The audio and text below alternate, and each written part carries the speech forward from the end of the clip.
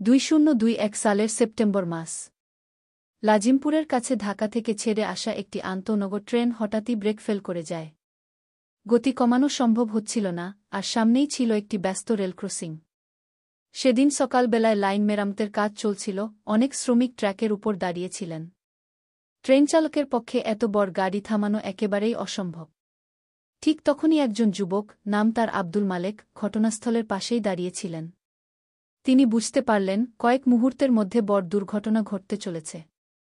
দৌড়ে গিয়ে শ্রমিকদের চিৎকার করে সরিয়ে নিতে লাগলেন। লোকেরা প্রথমে অবাক হলেও তার চিৎকারে সবাই ছুটে সরে যান। ট্রেন যখন এগিয়ে আসে তখনও দুজন শ্রমিক পুরোপুরি বুঝে উঠতে পারেননি। মালেক নিজের জীবন বাজি রেখে তাদের হাত ধরে ট্র্যাক থেকে টেনে নামিয়ে আনেন। কয়েক সেকেন্ডের ব্যবধানেই ট্রেনটা প্রচণ্ড শব্দে ঝড়ের মতো চলে যায়। ঘটনার পর চারপাশে এক অদ্ভুত নীরবতা। সবার চোখে জল। যদি মালেক না থাকতেন, কয়েকজন শ্রমিক নিশ্চিতভাবেই মৃত্যুর মুখে পড়তেন। পরে জানা যায় মালেক ছিলেন একজন সাধারণ দোকানদার। কোনো সরকারি পদে ছিলেন না, তবুও মানবিকতার খাতিরে নিজের জীবনকে ঝুঁকিতে ফেলতে দ্বিধা করেননি। সংবাদপত্রে এই ঘটনা প্রকাশিত হলে দেশজুড়ে তিনি প্রশংসা পান।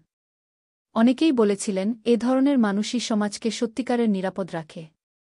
আজও লাজিমপুরের মানুষ যখন সেই ঘটনার কথা মনে করে, তারা আব্দুল মালেকের নাম শ্রদ্ধার সঙ্গে উচ্চারণ করে।